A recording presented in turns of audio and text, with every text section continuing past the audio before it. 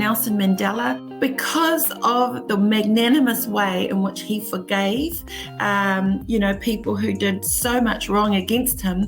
And then he came out in a really elegant and respectful way, but still strong.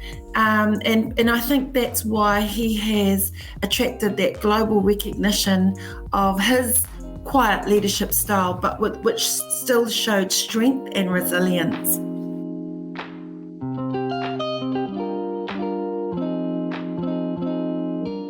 To be a leader that gains respect, you have to be able to demonstrate that you are committed, that you're a hard worker.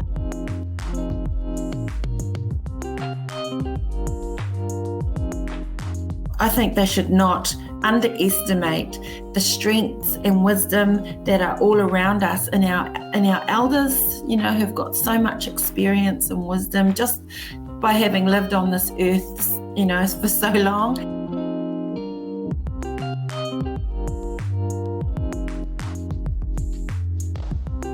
Knowing that you can't please everybody all of the time, but just doing the best that you can anyway.